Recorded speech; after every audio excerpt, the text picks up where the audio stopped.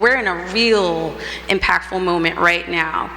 And as you're reading your passage, or as you're listening to these folks, these lovely community members who have come and volunteered their time to read this powerful passage, think about, what does independence, what does freedom mean to you today in this moment? Thank you to all of you who have come on this, I think it's Wednesday afternoon. Thank you for lending your voice in such a short time. Thank you to the Mass Humanities and Mass Cultural Council for funding this event. And without further ado, I'd like to invite our first reader, Samara, to the stage.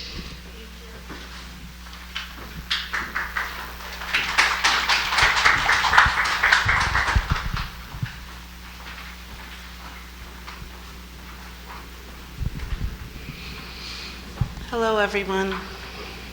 I am Samara Morel, and this is The Meaning of the 4th of July for the Negro, abridged. Frederick Douglass, July 5th, 1852.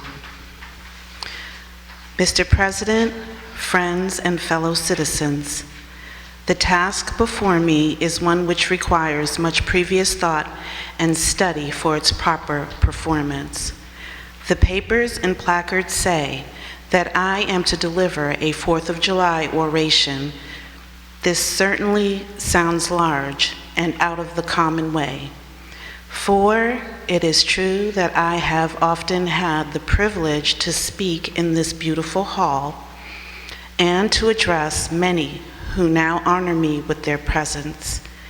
The fact is, ladies and gentlemen, the distance between this platform and the slave plantation from which I escaped is considerable, and the difficulties to be overcome in getting from the latter to the former are by no means slight.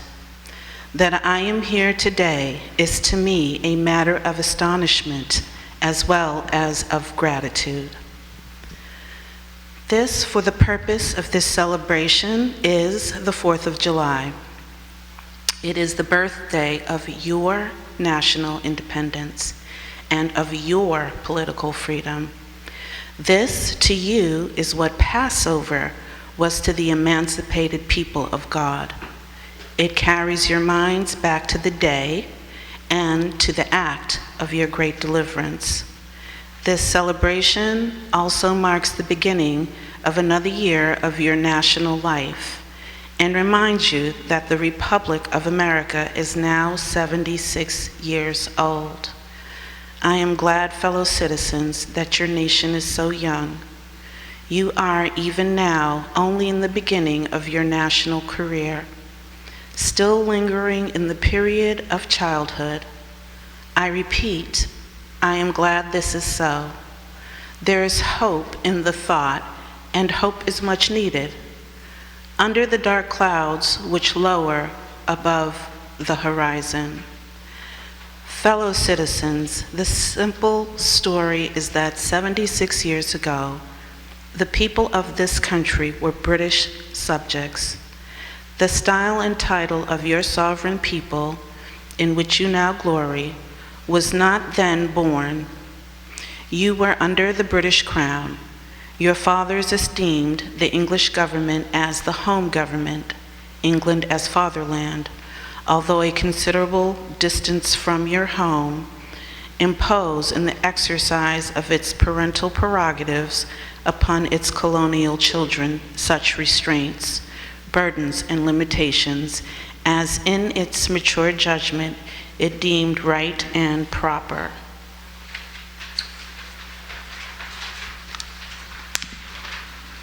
Thank you.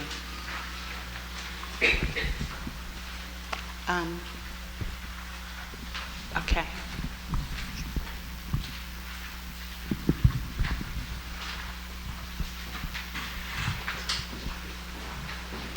But your fathers, who had not adopted the idea of the infallibility of government and the absolute character of its acts, presumed to differ from the home government in respect to the wisdom and the justice of some of those burdens and restraints.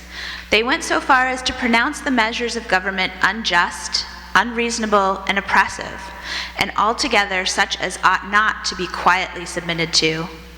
I scarcely need say, fellow citizens, that my opinion of those measures fully accords with that of your fathers. Feeling themselves harshly and unjustly treated by the home government, your fathers, like men of honesty and men of spirit, earnestly sought redress. They petitioned and remonstrated. They did so in a decorous, respectful, and loyal manner. This, however, did not answer the purpose. They saw themselves treated with sovereign indifference, coldness, and scorn. Oppression makes a wise man mad. Your fathers became restive under this treatment. They felt themselves the victims of grievous wrongs, wholly incurable in their colonial capacity. With brave men, there is always a remedy for oppression. Just here, the idea of a total separation of the colonies from the crown was born. It was a startling idea, much more so than we, at this distance of time, regard it. The timid and the prudent of that day were of course shocked and alarmed by it. Their opposition to the then dangerous thought was earnest and powerful, but amid all their terror and affrighted vociferations against it, the alarming and revolutionary idea moved on, and the country with it. On the 2nd of July, 1776, the Old Continental Congress, to the dismay of the lovers of ease and the worshippers of property, clothed that dreadful idea with all the authority of national sanction. They did so in the form of a resolution. We seldom hit upon the resolutions drawn up in our day whose transparency is at all equal it.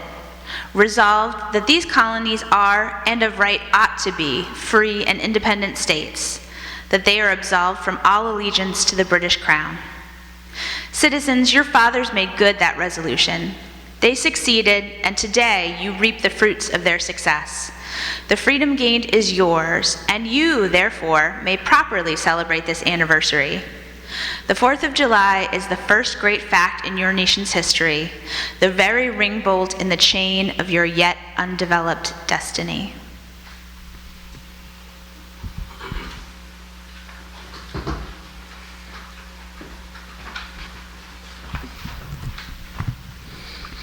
Okay.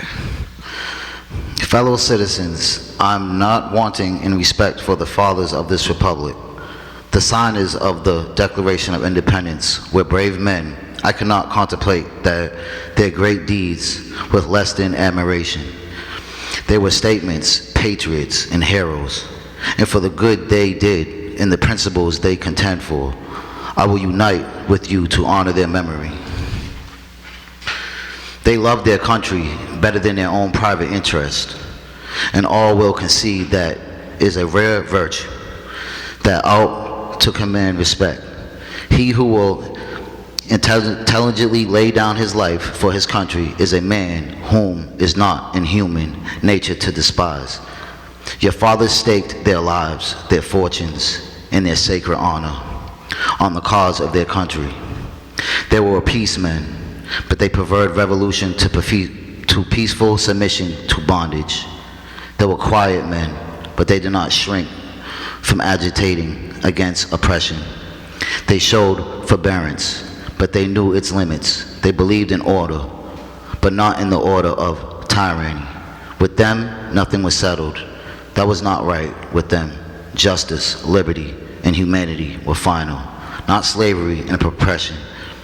You may cherish the memory of such men. They were great in their day and generation. Their solid manhood stand out the more as we contrast it with these degenerate times.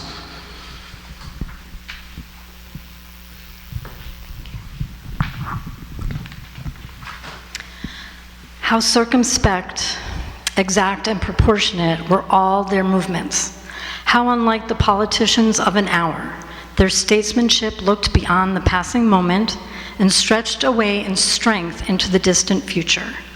Fully appreciating the hardship to be encountered, firmly believing in the right of their cause, wisely measuring their terrible odds against them, your fathers, the fathers of this republic, laid the cornerstone of the national superstructure which has risen and still rises in grandeur around you.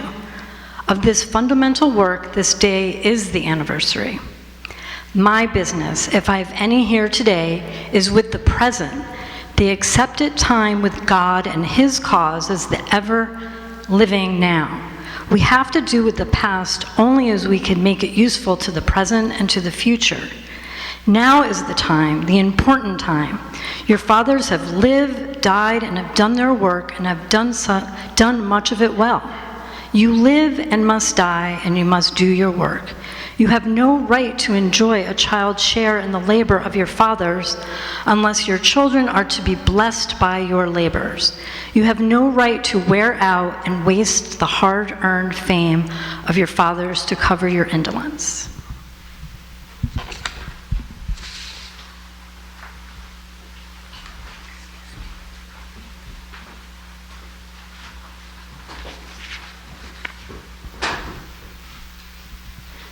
Fellow citizens, pardon me, allow me to ask, why am I called on to speak here today? What have I, or those I represent, to do with your national independence? Are the great principles of political freedom and of natural justice embodied in that Declaration of Independence extended to us? And am I, therefore, called upon to bring our humble offering to the national altar and to confess the benefits and express devout gratitude for the blessings resulting for your independence to us? Would to God, both for your sakes and ours, that an affirmative answer could be truthfully returned to these questions. Then would my task be light and my burden easy and delightful. But such is not the state of the case. I say it with a sad sense of disparity between us. I am not included within the pale of this glorious anniversary. Your high independence only reveals the immeasurable distance between us. The blessings in which you this day rejoice are not enjoyed in common. The rich inheritance of justice, liberty, prosperity, and independence bequeathed by our fathers is shared by you, not by me. The sunlight that brought life and healing to you has brought stripes and death to me. This 4th of July is yours, not mine. You may rejoice, I must mourn. To drag a man in fetters into the grand illuminated temple of liberty and call upon him to join you in joyous anthems were inhuman mockery and sacrilegious irony. Do you mean, citizens, to mock me by asking me to speak today?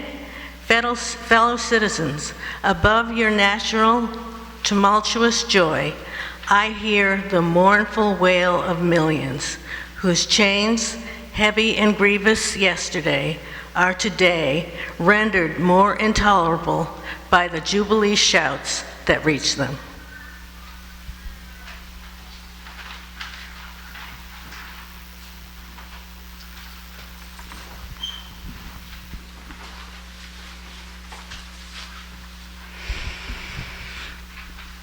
My subject, then, fellow citizens, is American slavery.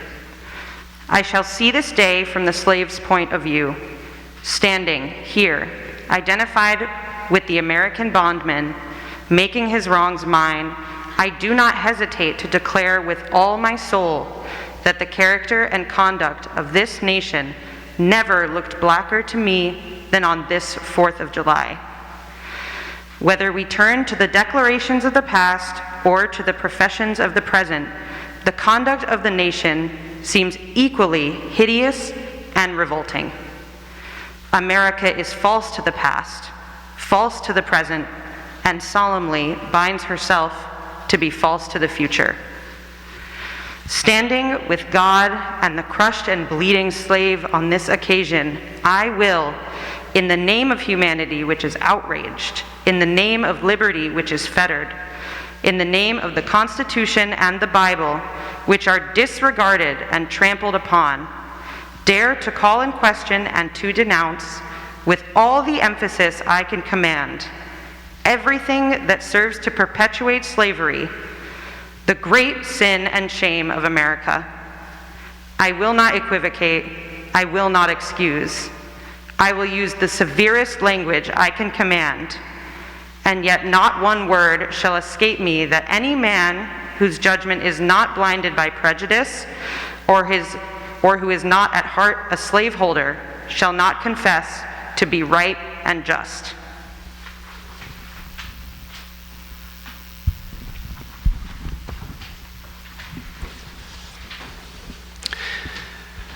I fancy I hear some of my audience say, it is just in this circumstance that you and your brother abolitionists fail to make a favorable impression on the public mind. Would you argue more and denounce less? Would you persuade more and rebuke less? Your cause would be much more likely to succeed. But, I submit, where all is plain, there is nothing to be argued. What is the point in the anti-slavery creed, would you have me argue? Must they undertake to prove that the slave is a man? The slaveholders themselves acknowledge it in the enactment of the laws of their government. They acknowledge it when they punish disobedience on the part of the slave. There are 72 crimes in the state of Virginia which, if committed by a black man, subject him to the punishment of death, while only 2 of the same crimes will subject a white man to the like punishment. What is this but the acknowledgement that the slave is a moral, intellectual, and responsible being?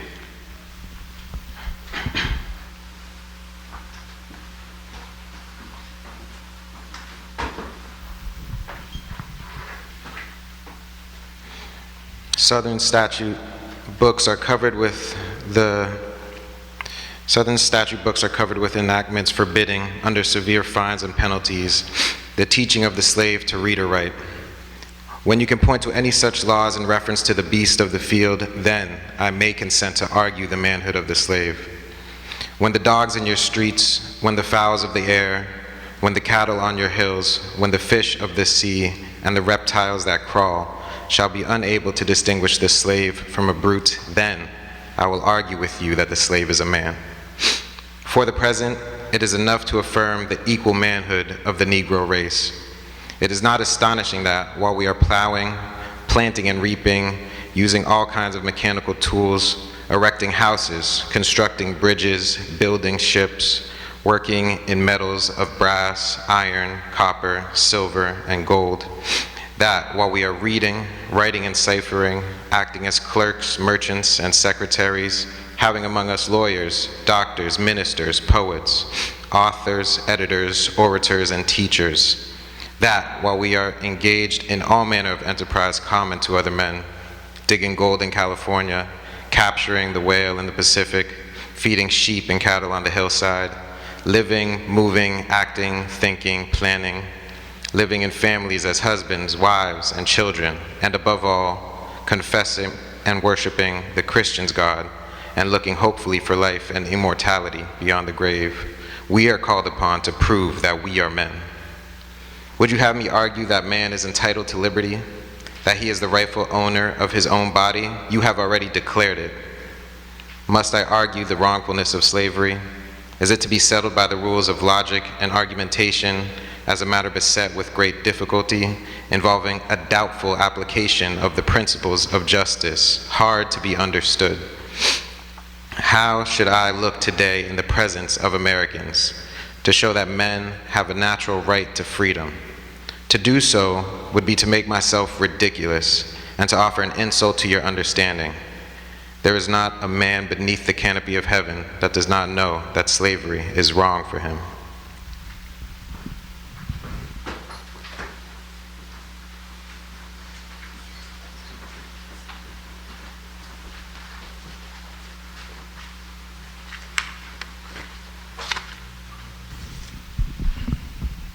What am I to argue that it is wrong to make men brutes, to rob them of their liberty, to work them without wages, to keep them ignorant of their relations to their fellow men, to beat them with sticks, to lay their flesh with the lash, to load their limbs with irons, to hunt them with dogs, to sell them at auctions, to sounder their families, to knock out their teeth, to burn their flesh, to starve them into obedience and submission to their masters?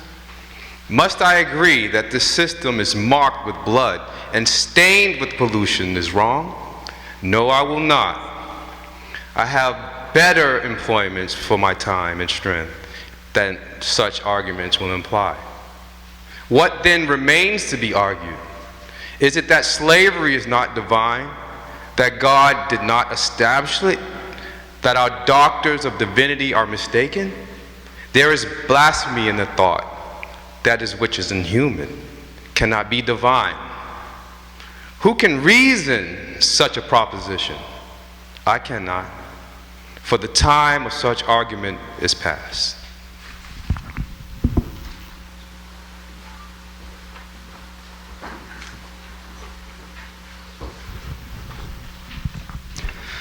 At a time like this, scorching irony, not convincing argument, is needed.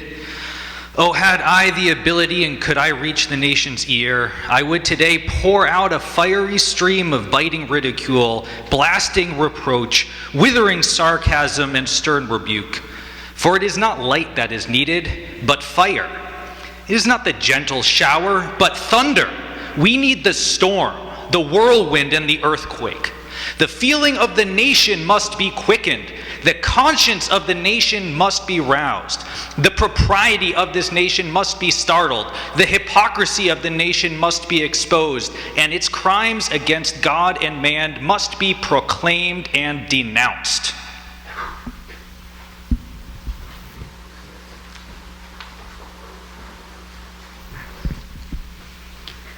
What to the American slave is your 4th of July? I answer, a day that reveals to him more than all other days in the year the gross injustice and cruelty to which he is the constant victim. To him, your celebration is a sham, your boasted liberty an unholy license, your national greatness swelling vanity, your sounds of rejoicing are empty and heartless, your denunciations of tyrants brass-fronted impudence, your shouts of liberty and equality hollow mockery, your prayers and hymns, your sermons and thanksgivings, with all your religious parade and solemnity, are to him mere bombast, fraud, deception, impiety, and hypocrisy, a thin veil to cover up crimes which would disgrace a nation of savages.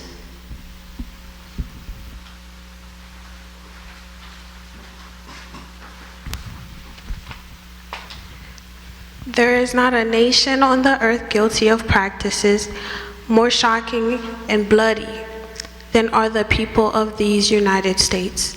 At this very hour, go where you may, search where you will, roam through all the monarchies and despotism of the old world. Search out every abuse, and when you have found the last, lay your facts by the side of the everyday practices of this nation, and you will say with me that for revolting barbarity and shameless hypocrisy, America reigns without a rival.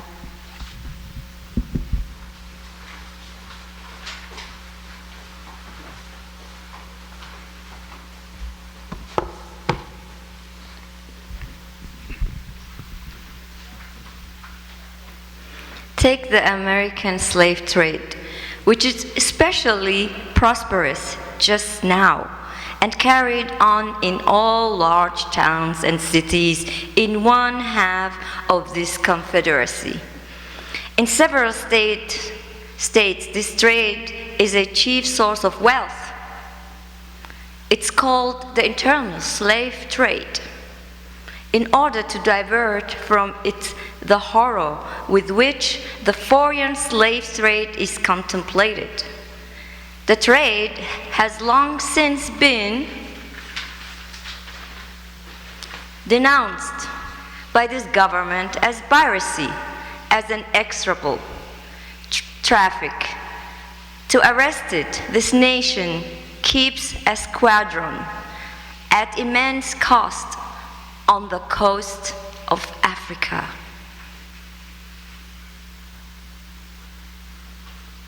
Everywhere in this country, it is safe to speak of this foreign slave trade as a most inhumane traffic opposed alike to the laws of God and of man. It is, however, a notable fact that while so much exertion is poured out by Americans upon those engaged in the foreign slave trade, the men engaged in the slave trade between the states pass without condemnation, and their business is deemed honorable. Behold the practical operation of this internal slave trade, the American slave trade, sustained by American politics and American religion. Here you will see men and women reared like swine for the market. You know what is a swine drover? I will show you a man drover. They inhabit all our southern states. They permeate, help me? Permeate the country and crowd the highways of the nation with droves of human stock. You will see one of those human flesh choppers armed with pistol, whip, bowie knife, driving a company of 100 men, women, children, from Potomac to the slave market at New Orleans. These wretched people are to be sold singly or in lots to suit purchasers. They are food for the cotton field and the deadly sugar mill.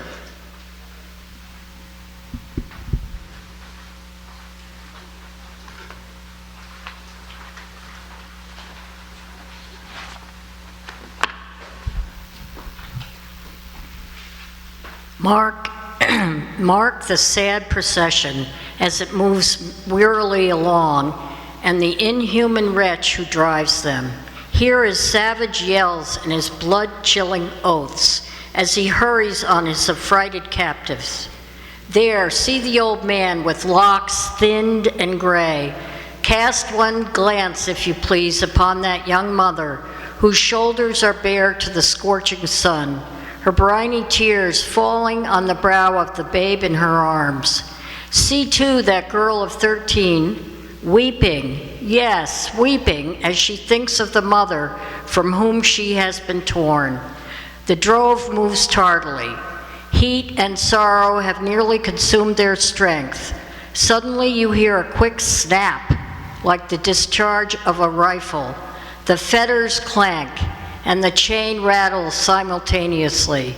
Your ears are saluted with a scream that seems to have torn its way to the center of your soul. The crack you heard was the sound of the slave whip. The scream you heard was from the woman who you saw with the babe. Her speed had faltered under the weight of her child and her chains. That gash on her shoulder tells her to move on.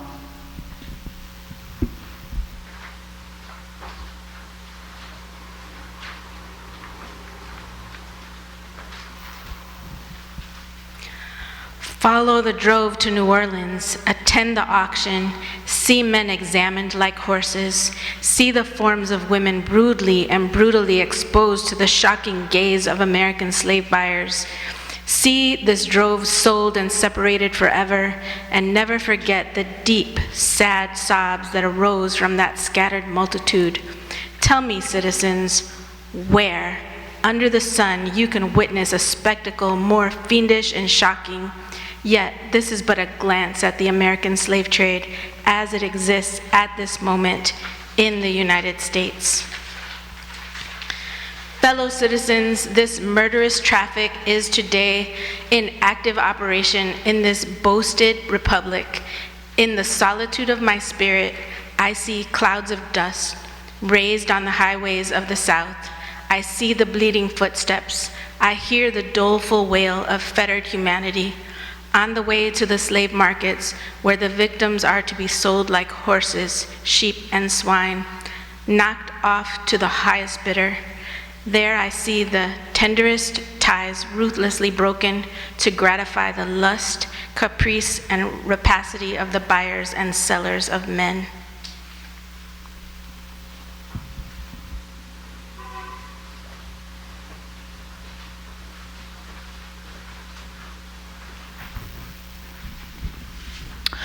By an act of the American Congress, not yet 2 years old, slavery has been nationalized in its most horrible and revolting form. Mason and Dixon's line has been obliterated. New York has become as Virginia, and the power to hold, hunt, and sell men, women, and children as slaves remains no longer a mere state institution, but is now an institution of the whole United States. The power is coextensive with the Star-Spangled Banner and American Christianity. Where these go, may also go the merciless slave hunter. Where these are, man is not sacred. He is a bird for the sportsman's gun. But that most foul and fiendish of all human decrees, the liberty and person of every man are put in peril. Your broad Republican domain is hunting ground for men.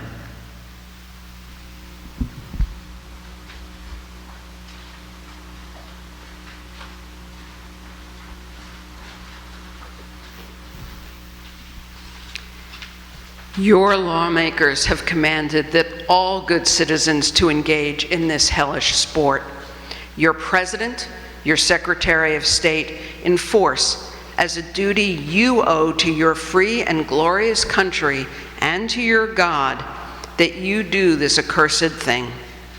Not fewer than 40 Americans have, within the past 2 years, been hunted down and without a moment's warning, hurried away in chains and consigned to slavery and excruciating torture.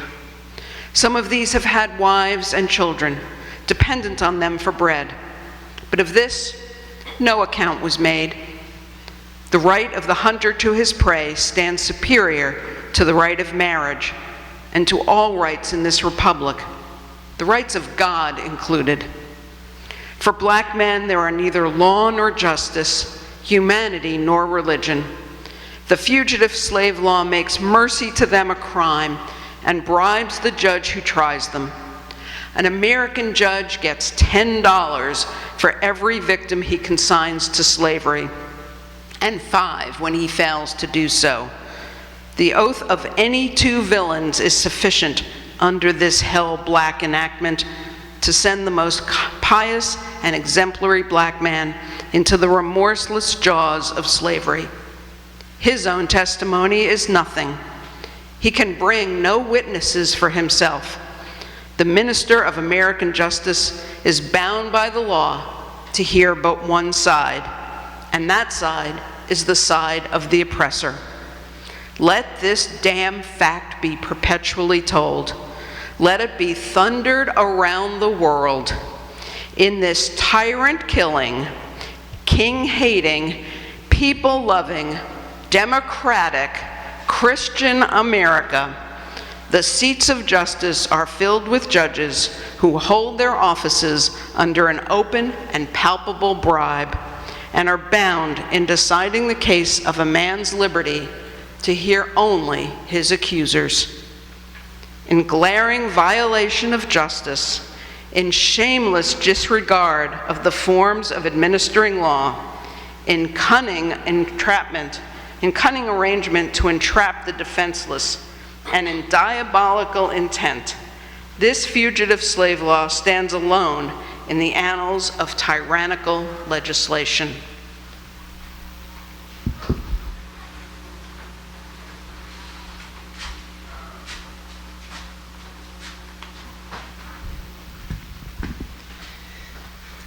Americans, your Republican politics, not less than your Republican religion, are flagrantly inconsistent. You boast of your love of liberty, your superior civilization, your pure Christianity, while the whole political power of the nation is solemnly pledged to support and perpetuate the enslavement of 3 million of your countrymen. You hurl anathemas at the crown-headed tyrants of Russia and Austria and pride yourselves on your democratic institutions, while you yourselves consent to be the mere tools and bodyguards of the tyrants of Virginia and Carolina. You invite your shores to fugitives of oppression from abroad, honor them with banquets, greet them with ovations, cheer them, toast them, salute them, protect them, pour out your money like water. But the fugitives from your own land, you advertise, hunt, arrest, shoot, and kill. You discourse eloquently on the dignity of labor, yet you sustain a system which in its very essence casts a stigma upon labor. You can bare your bosom to the storm of the British artillery to throw off a 3-penny tax on tea, and yet wring the last hard-earned farthing from the grasp of the black laborers of your country. You profess to believe that one of blood, God of all nations of men, dwell on the face of all earth, and have commanded all men everywhere to love one another. Yet you notoriously hate, and glory in your hatred, all men whose skin are not colored like your own.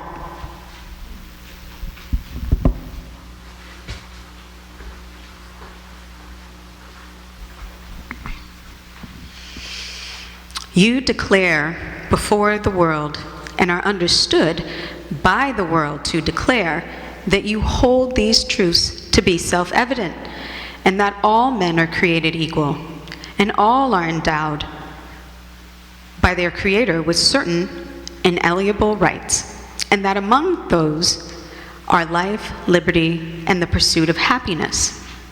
And yet, you hold securely in a bondage which, according to your own Thomas Jefferson, is worse than ages of that which your fathers rose in rebellion to oppose, a seventh part of the inhabitants of your country.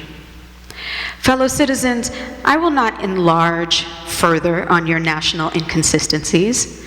The existence of slavery in this country brands your republicanism as a sham, your humanity as a base pretense, and your Christianity a lie. It destroys your moral power abroad. It corrupts your politicians at home. It saps the foundation of religion. It makes your name a hissing, and by a word to a mocking earth. Be warned, a horrible reptile is coiled in your nation's bosom. The venomous creature is nursing at the tender breast of your youthful republic. For the love of God, tear away and fling from you this hideous monster, and let the weight of millions crush and destroy it forever. Allow me to say, in conclusion, notwithstanding the dark picture I have this day presented of the state of the nation, I do not despair of this country. There are forces in operation that must inevitably work the downfall of slavery. I therefore leave off where I began, with hope, while drawing encouragement from the Declaration of Independence, the great principles it contains, and the genius of American institutions. My spirit is cheered towards the obvious tendencies of the age. Nations do not now stand in the same relation to each other as they did ages ago. No nation can now shut itself from the surrounding world and trot around in the same old paths as its fathers without interference? The time is when such could be done. The time was when such could be done, but a change is now come over the affairs of mankind. Walled cities and empires have become unfashionable. The arm of commerce has borne away the gates of the strong city. Intelligence is penetrating the darkest corners of the globe. Wind, steam, and lightning are its chartered agents. Oceans no longer divide, but link nations together. From Boston to London is now a holiday excursion. Space is comparatively annihilated. Thoughts expressed on one side of the Atlantic are distinctly heard on the other. And in the fervent aspirations of William Lloyd Garrison, I say, and let every heart sing it, join in singing it. Godspeed the day when human blood shall cease to flow, in every clime be understood the claims of human brotherhood, and each return for lawful good and not blow for blow. That day will come all feuds to end, and change labor flood each foe. Thank you.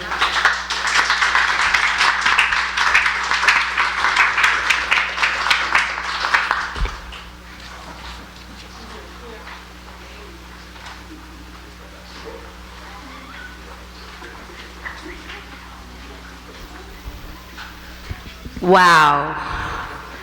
Wow. First of all, thank you to all of our readers. Can we have another round of applause for the readers?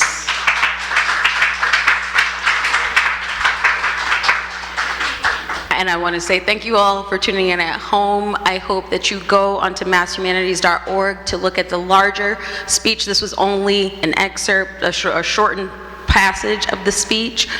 masshumanities.org. Thank you, Mass Humanities, for funding this event. Thank you, Mass Cultural Council.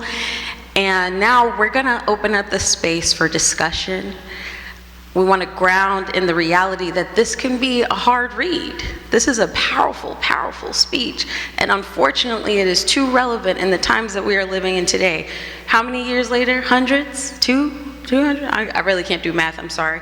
But how many hundreds? Somebody tell me. 150? 250. 250 years later. Okay, we are 275, all right. 275 years later, and these words still ring true, not just for the formerly enslaved and American descendants of those who are formerly enslaved, but the people that we are seeing being taken off our streets, our neighbors, our friends, our family, people who come here to make a better life for themselves. Whew, it's a lot, y'all. Oh, not just the White House, is it? The racism is rampant everywhere. The racism, the xenophobia, just all of the hate. There are some passages in here that really stood out to me, and I would love to hear from you all how you are feeling in this moment. What do these words bring forth for you? How do you feel you get to show up in this moment for the people back then and for the people today?